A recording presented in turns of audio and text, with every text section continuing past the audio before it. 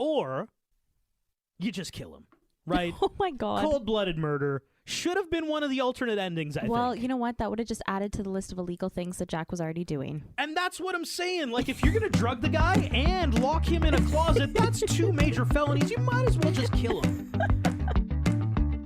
Welcome to the Rom-Com Rewind podcast. I'm Sarah. And my name's Devin. And I love rewatching movies over and over again. And I love romantic comedies. Please don't judge me. So this is a show where we rewatch rom-coms, break them down a bit for you, maybe take a peek behind the curtain, dig beneath the surface, and decide, does it still hold up? Today we have Love, Wedding, Repeat. And by the way, you should be following us on Instagram if you are not already, at Romcom Rewind. As well, if you're listening to this on Spotify, please give us a follow so that you're updated on new episodes. So this is a 2020 Netflix release. The large majority of our rewatches will be classics, I promise. But this is one of the few shiny new things we've had lately. I don't know when you're listening to this, but we're recording it during COVID-19, so it's nice to have a new movie. So we're doing Love, Wedding, Repeat. It's directed by Dean Craig. It's actually his directing debut. He's done a lot of filmography in the past. And writing, in fact, as I was watching Love, Wedding, Repeat, I said to you, Sarah, I'm like, this reminds me a lot of Death at a Funeral, like the British version.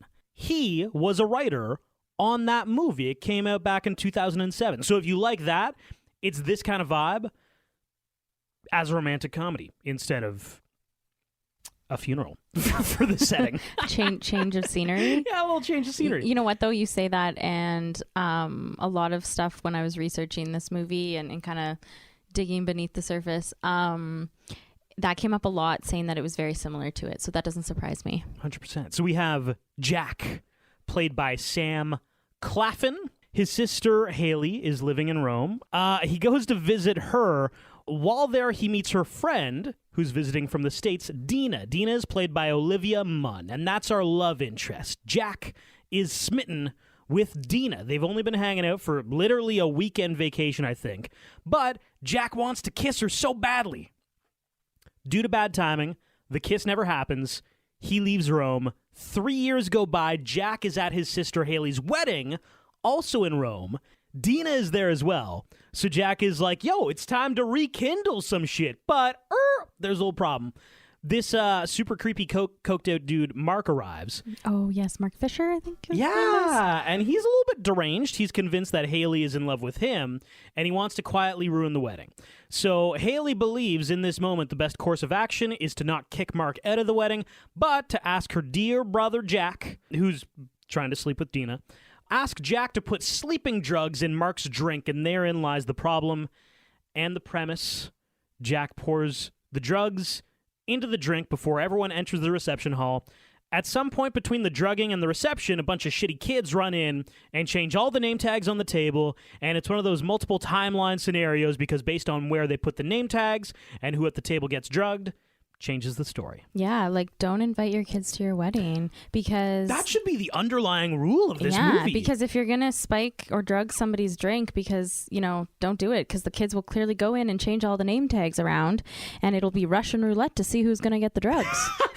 I don't know if that's a positive or a negative. It's horrible. Yeah.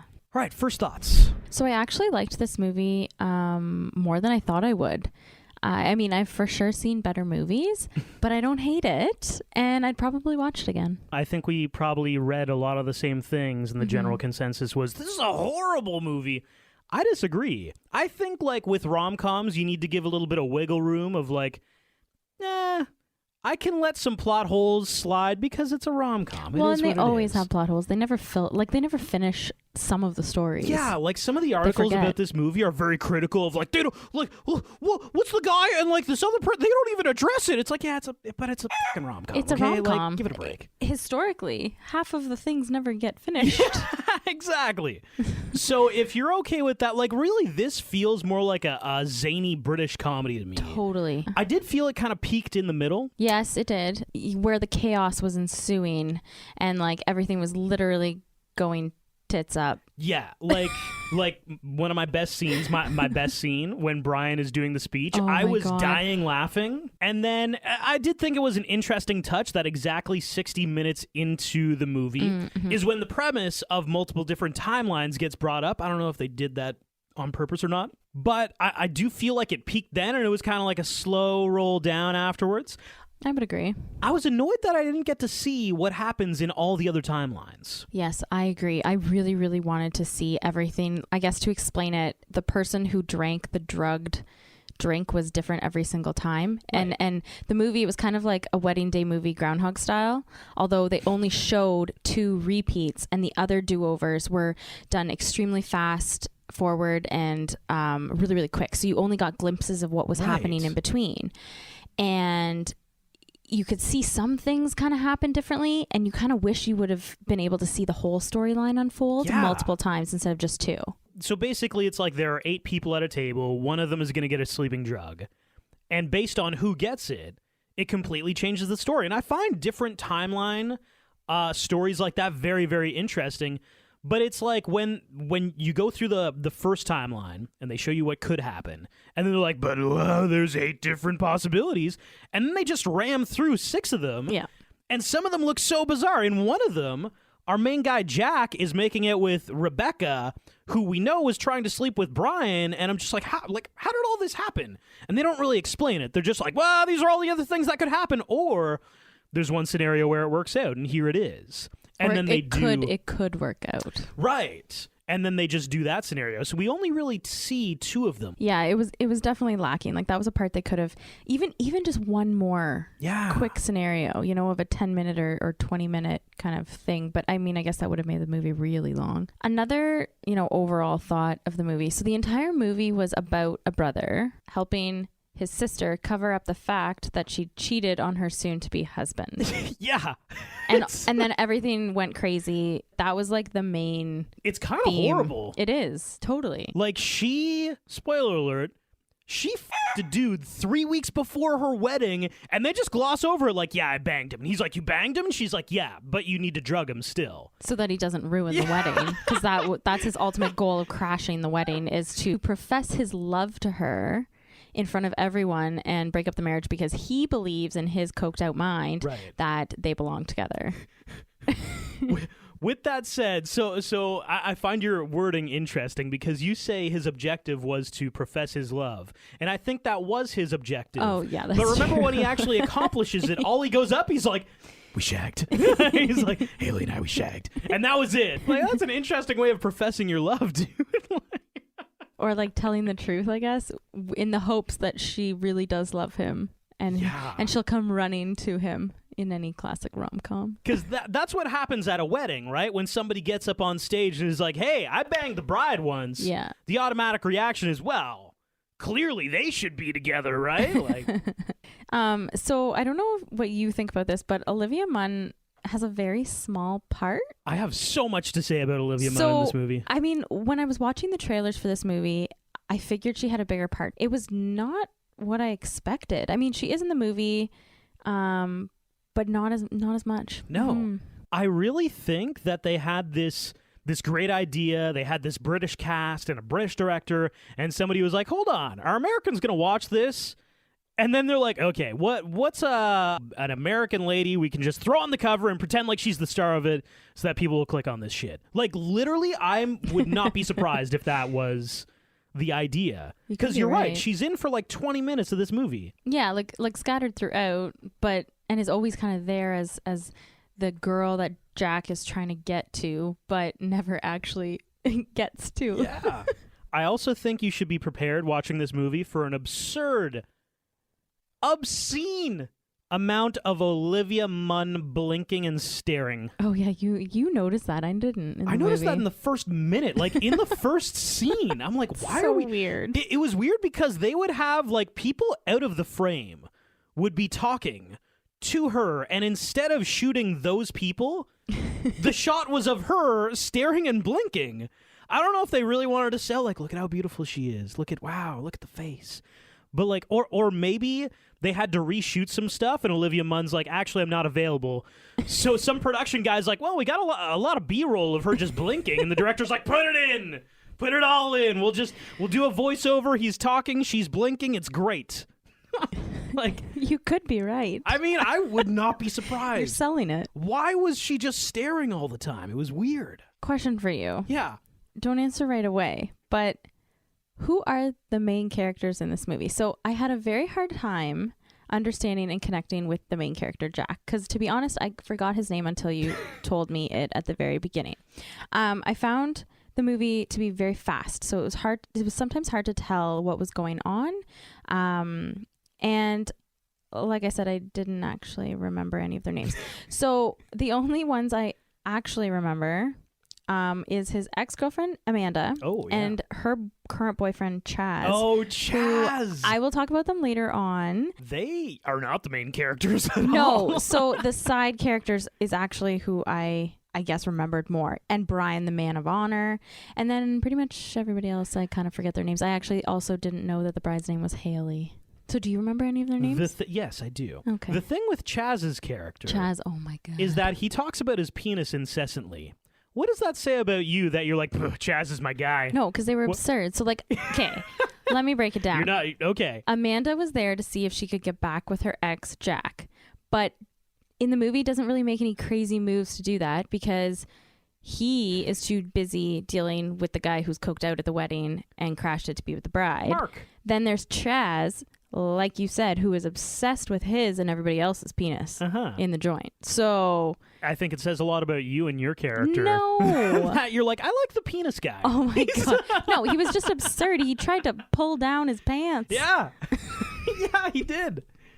And see, that's the thing about the multiple timelines. I wonder if there's a timeline where they did like end up comparing penises and they're like, look. Oh, there could have not that been. bad. You're right. Yeah. I found the side characters stole the show. Like, to be honest, I don't think the main characters did anything worth noting, whereas the side characters made the entire movie. So Jack is the main character, Yes. but I would agree there were a few moments where I'm like, you gotta fucking nut up or shut up. Jack, like, you gotta go for it. Like, there was the one scene my at the God. bar where Sydney was rambling about his coworkers and Jack and Dina are just sitting there, obviously wanting to talk to each other, allowing this guy to ramble on. Like, if I'm at the bar and somebody's cock blocking, I would Yeah. grab him and be like, dude, you gotta get the fuck out of here. Yeah, You or- gotta go. Why doesn't he realize it though? Yeah, You well, know? some guys, yeah. Oh. We all have a friend like Sydney. Every guy's got a friend like Sydney. And you just got to grab him by the face and be like, Sydney, you got to leave. I'm trying to bang that woman right there. That woman right there. She's mine. I saw her first 3 years ago. You get out of here. I got dibs. But yeah, Jack, main character, didn't really have the gusto all the time. No, totally. He was a pussy. You know, I just found it a bit weird that the only way Olivia Munn's character and Jack were going to end up together was because they sat beside each other.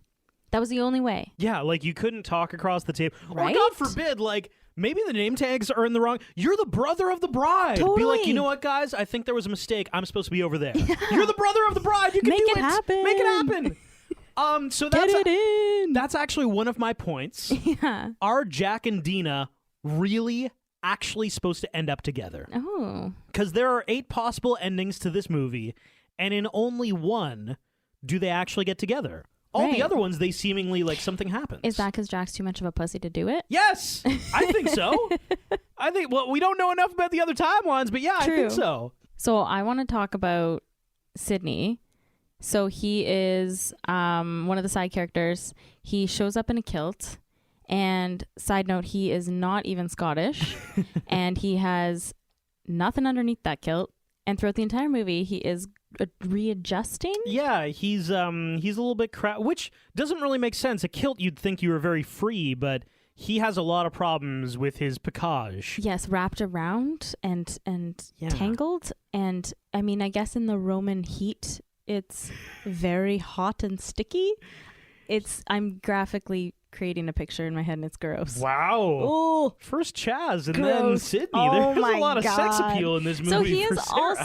he's also super boring. in the most comical way. Oh, and he is definitely one of my favorite parts of the movie. He drives me crazy, but he is hilarious. When he is talking to Olivia Munn, and she is talking about the story when she was kidnapped by the Taliban in Afghanistan. I shouldn't have laughed at that. It's not a laughing No, matter. no. It was just very random, I found. But he interrupts her and says, "Oh, what were you wearing?"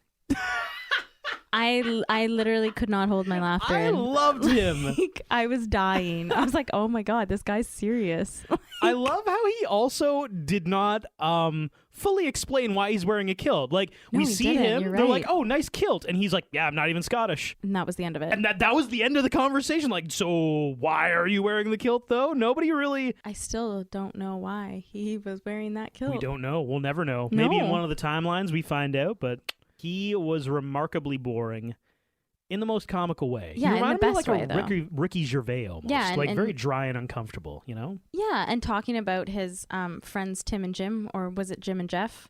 Or I think it was something actually like Jim and that? Jeff. Jim and Jeff. Not that it Not that it really matters because he doesn't like them and they don't like him. Yet he It's true. incessantly brings it up. I feel like every friend does have somebody like a Sydney in their life where you're like, "Hey man, how was work?" And they have like the most boring job. They might like sort bottles and they'll be like, "Yeah, you know, things were good." And they'll like ramble for 20 minutes about sorting bottles that day and you're like, "Honestly, it was more just I was trying to be nice. I don't actually care about Jim and Jeff, dude." Can like, we move on? Can we move on from this? That's great. You had a terrible day with Jim and Jeff while you sorted brown bottles from green bottles. I'm not saying it's a bad job. I'm just saying I don't want to hear about it for 20 minutes. I'm wondering, what is another movie that would have been way better if one character took a sleeping drug? Because that's kind of the premise of this movie. Based on the character that gets the sleeping drug, it changes the entire outcome. So I was thinking, like, what if the same scenario happens in Forgetting Sarah Marshall and like Aldous Snow Oh gets my God. drugged up with sleeping drugs? I feel like he would be an amazing character to be drugged up like that. And isn't it similar to when they're in Get 'Em to the Greek? Don't they take something? Jeffrey. Yeah, and They don't take some Jeffrey. Oh, okay, yeah. Yeah, It's which so is funny that you weird. remember that. name's following us around this podcast. And they're like feeling the wall. Yeah. Yeah. This is what used to look like in the 70s or something like that. My God. Oh, that was who was that? That was Pete Iddy. Oh shit, I forgot about that. Oh man, that's amazing. Okay, so what if another movie where drugs were taken? Sleeping drugs. Yeah, sleeping drugs. How to Lose a Guy in 10 Days? Okay, it happens to Matthew McConaughey. Oh, of Oh, course. I like that because I'm Yeah. picturing his accent. Yes. Like, all right. All right. You know, just very... Just like a little bit more slow, mellow. he's already... mellow. And he's already slow and mellow, so Yeah. you're really slowing it down at that point. Imagine the Princess Sophia conversation. Oh my God, yes. But he wouldn't On be able to sleeping keep drugs. his eyes open. Yeah. What did you say? Crawl. It's a horrible Matthew McConaughey impression. Olivia Munn, I have such a love-hate relationship for her in this movie because I don't think she's that great in it, but I've seen her in other movies like this, and it's almost like I just wish you made her character different. Like, remember her character in New Girl? Yes. She's like kind of spunky, a little bit out of control, but you're into it. Yeah. Like maybe like a toned down version of that would have been nicer. Yeah. She just seems kind of like... Well, I think giving her more lines would help.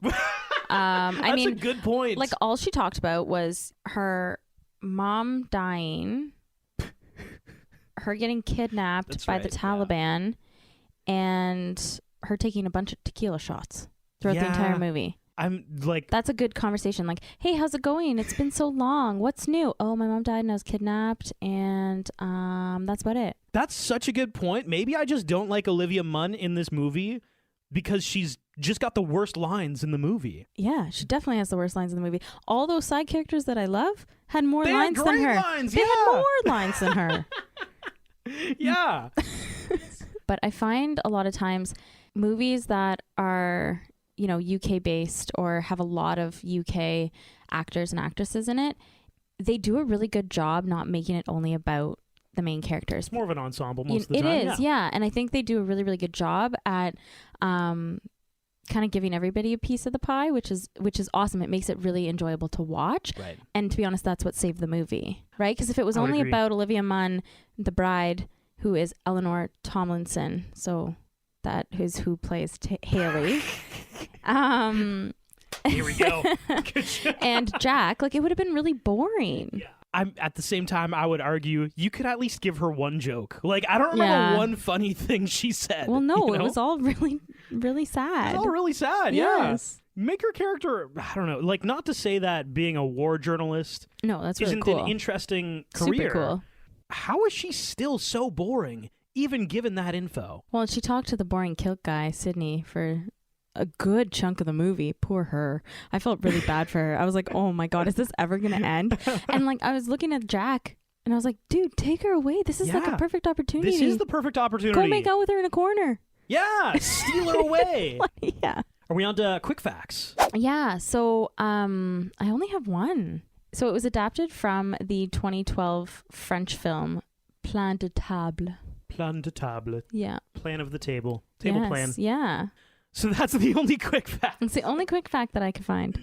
Well, that I could get. Best scenes. Okay, so we've kind of already talked about my favorite scene in this movie. And I think it's the same one as yours. Yes, it is. I was actually crying. I was laughing so hard. Like, I was doing my really funny, weird laugh, and like, I just couldn't Can you handle recreate it. the weird laugh right now? Come on. You No, gotta. I can't. What is it? I feel like it's like a dolphin. Is it like that? No. No. Doesn't sound like a dolphin. No, maybe you're more guttural. No. Sounded like a car starting, perhaps. We're talking about Car backfiring. We're talking, of course, about the man of honor. Yes, the man of honor who the bride refuses to call him the man of honor. Yeah. So she calls him the maid of honor the entire time. And he corrects her every time, which I appreciate. Goes and gets a haircut right before the wedding. I feel like we also have a friend like that. I can actually vividly think my friend Alex, he's the guy who would be like 2:00, day of a wedding. I could probably go for a haircut. You know, that I feel like we all have that friend who's just like, dude, it starts at 3:30. Oh yeah, I'll be back with plenty of time. Classic. He gets there after the bride is already at the altar. I was talking about his speech. Totally, me too. So obviously it's been teed up that this guy took the sleeping drugs. He was the one that got the chair. Oh man. And he, like, the range of facial expressions that he's going through, like he's falling asleep and then he's trying to fall asleep. He's like catatonic, but staring. Like, people are talking to him, and he'll just like be staring off into the corner, and then he'll randomly come to like, oh, yeah. But when he's on stage, he thinks he's still in a dream. Yes. So he's looking around, and he's like, "Put me in your movie, Vitelli." And he's like looking at that director. It's like, Vitelli's in this dream. That's weird. Put me in your movie. Like, I can't stop laughing because I'm picturing it. And he's like looking around at the other people at the wedding being like, oh, Jack's here too. and like nobody really, and then the cake rolls in and he's like, oh, and there's a cake in this dream. Like, he thinks the entire thing is a dream. And then he goes and smashes the cake and starts eating it. Right. And that's back to Jack being a pussy. Like, he's right there. Oh yeah, he could go up on stage and grab him off the stage. mic, at the very least stop him from crushing the cake. Totally, and he just doesn't. Like, I feel like he's just trying to be helpful to his sister and do everything, but there's so much going on. Like, I mean, coked out guy is just like rampaging, and then he's trying to get with Olivia Munn's character Dina, and that's not working out well because, you know, coked out guy. And then we got Brian up on the stage, man of honor. You know what? Not doing well. I'm gonna challenge Jack because I find his character is very inconsistent. How can we go from you don't have the balls to tell Sydney to go sit down, but yet you will lock a coked out guy in a room, in a closet? That's a Class A felony. And try to drug somebody else. Yeah. Like, how can you be like, I'm going to drug this person? How many laws are you breaking right now? And you won't kiss a girl. Right, and Come you won't kiss a on. girl. You won't tell your friend, could you go away so I can kiss this woman? Yeah. But you will absolutely drug somebody at a wedding. Come on, Jack. What's happening? So true. Oh, man. What are we on to? Honorable mentions. My honorable mention is Rebecca, Okay. played by Aisling B. Yes. What, you know what? You go first because I've got a whole spiel about her. All of the side characters are my honorable Oh, mentions. okay. So you, yes. So I was Devin. gonna like quickly talk about kind of every single one of them, but yeah. I'll take Rebecca from you then. Okay, So perfect. there's this scene where everyone's entering the venue. It's near the beginning of the movie. Oh yeah. And Amanda is walking in with your boy Chaz. Yep.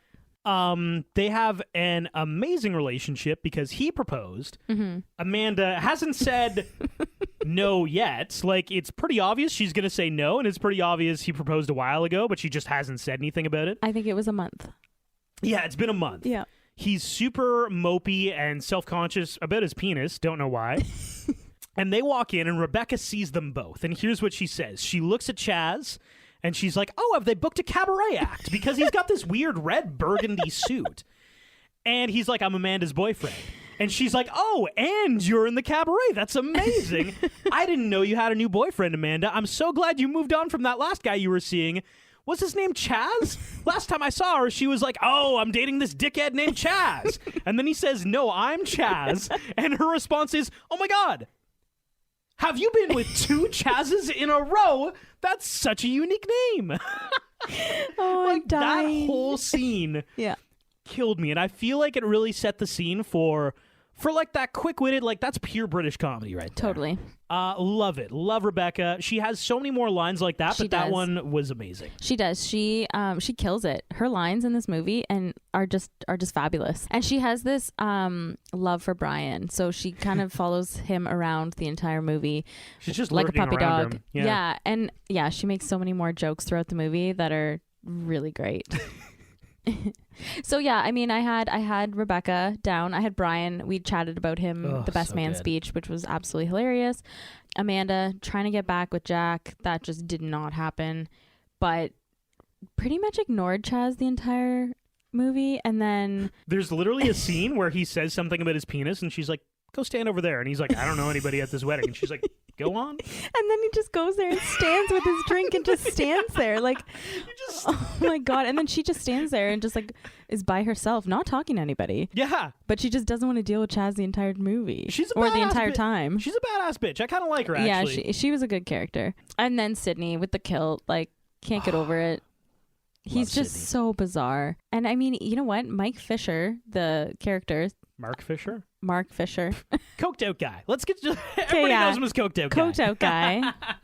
So coked out guy, he did a really good job acting as a coked out guy the entire movie. Right? Like, he gets there and he is coked out. Somebody... I read a thing that was like, he's basically playing Hugh Grant on coke. And I'm like, you know, he is kind of Hugh Grant on coke. And I like that. Like, he's Grant's better looking. just... Really? Than Yeah. Mark? Well, then again, Hugh Grant is... He's a rom-com icon. True. You can't really... Yeah, it's You can't touch him. it's a long road to get up there to him. Long way from the coked out guy. Coked out guy. You got a few more movies, coked out guy. IMDb, coked out guy. Coked out guy, yeah. Mark Nobody Fisher, remembered my name. The guy on coke, yeah. Are we on to the what should have beens? Yeah. So, boring kilt guy, Sydney. Yes. So, Oh my God, you have a what should have been for him? I do. Oh, this is interesting because So I don't know if you'll like it, but He's I just horrible. thought it was he does end up finding somebody in the end. oh right, yeah, the Yeah. Italian lady Yeah. I would have liked to have seen him with Rebel Wilson. from what movie? Just Rebel Wilson in Just general. Rebel Wilson in general. I just think she's a spontaneous and non-boring human. And I think she would bring him out of his shell. Plus, she would probably appreciate the kilt and easy access. Easy. So, okay, Rebel Wilson from Pitch Perfect. Oh, I was gonna say, isn't it romantic? Nah. Nah.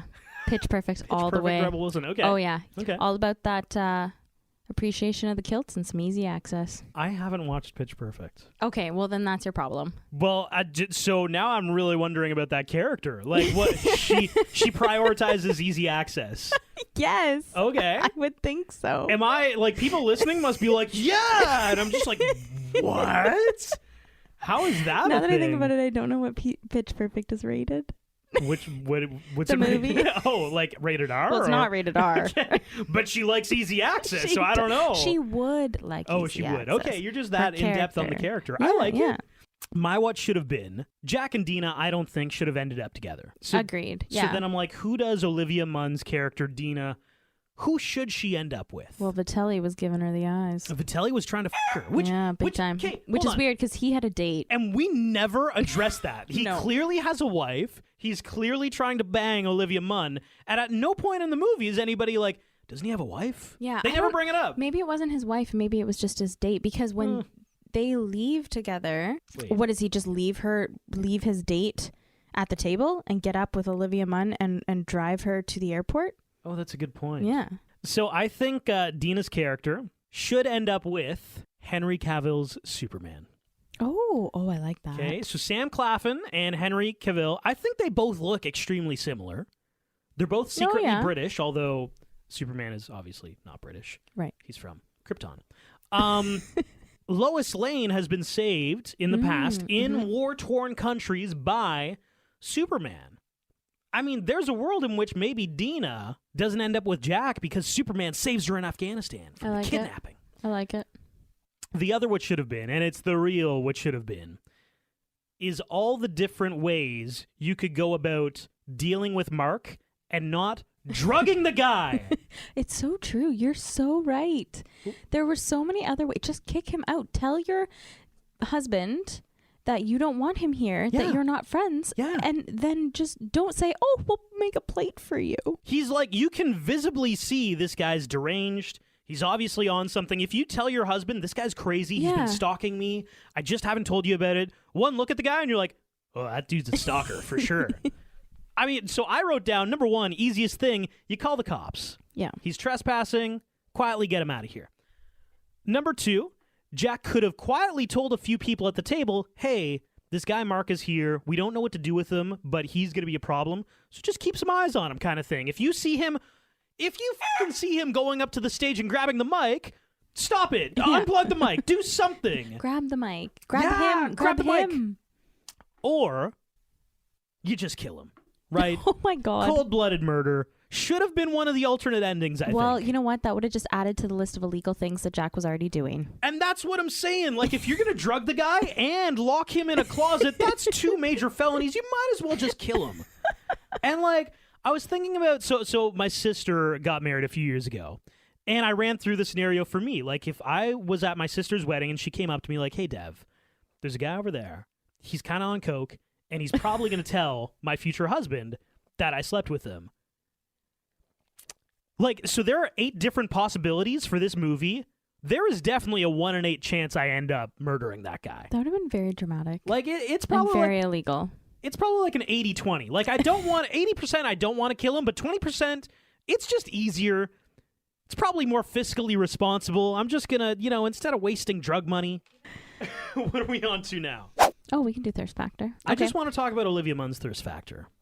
Because I think despite the fact that she's a remarkably boring character, she has like no lines. We're mostly just watching her stare and blink at people a lot of the time.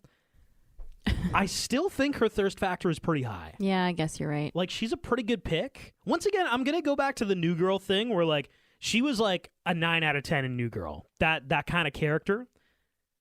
This Olivia Munn, I'm going to give her like a 7.5 to an 8. Like, I definitely get the appeal. Yeah. I think she could have been better. Like, you got Olivia Munn as an actress. Just do a little something more with her character, Give you know? her some more lines. Give You her know? some more, a couple more lines. Just a few. You don't have anything for Jack? I'd give him a 7. Only a 7. Okay, let's think about this. So did he accomplish anything that he actually set out to do? Only in one of the scenarios. Exactly. Yeah, but he... Even in that scenario, the wrong person got drugged. Exactly. Right? The wrong person got drugged. He couldn't Oh, stop. he got drugged. Yes. That's the ultimate failure. Definitely. The wrong person got drugged. That's what I mean. And really, he couldn't accomplish a lot. So yeah, I give him a 7. Okay, fine. 7.5. How is you know what you bring up a 7.5. great point, and I'm circling back to the Dina and Jack should not be together. Yeah. Because the only time this works out is when he's the one who's drugged. Oh, that's true. That's not a good foundation for a long-lasting relationship, I feel. When I first kissed you, I was drugged. Right, I was drugged up when I first kissed you. Yeah. Rewatchability. What do you got? I gave it a 6. Because honestly, like, I really liked the side characters, so I would actually watch it again. Because even you just talking about the Man of Honor speech, I was laughing my head off. Like, it was great. There were bits in this movie that were fabulous. So, I give it a 6. So I would say the rewatchability, low, like a 5, but I would say that it has inspired me. I kind of want to watch some more British comedies like that. Like, I actually really want to watch Death at a Funeral again. Yeah, me too. Because it's the same style of comedy. I like that kind of vibe. I actually have one more thing I want to mention before we move on. Where does Sam Claflin, where does he go after this? Because I feel like he has the opportunity to be the next great British heartthrob rom-com guy. Because he did that movie with Emilia Clarke. Oh, yeah. He's done this one now. I think he'd do another rom-com. I feel like we haven't had a rom-com British guy in a while. Yeah, that's true. Like Hugh Grant, sure. Yep. Jude Law. Jude Law, yeah, he did The Holiday. He's done like a couple here and there. But I was yeah, going I to say Robert Pattinson, but I don't think Twilight counts. No. So, like, I know he's British, but I think we were robbed from Idris Elba not doing any fucking rom-coms. True. You could have been great. So, yeah, I think Sam Claflin might be the guy to kind of wedge that in there and be like, I'm going to just be the British guy who does rom-coms for a little bit. I think that's a good point. I like it. Thank you. So if you've enjoyed this, please follow us on Spotify, which is probably how you're listening to us right now. As well, give us a follow on Instagram at Romcom Rewind. We like to post things about future movies that we're going to be doing, so we'll keep you updated, and you can join the conversation about what we should be doing. And yeah, this has been the Romcom Rewind podcast of Love, Wedding, Repeat. Thanks for listening.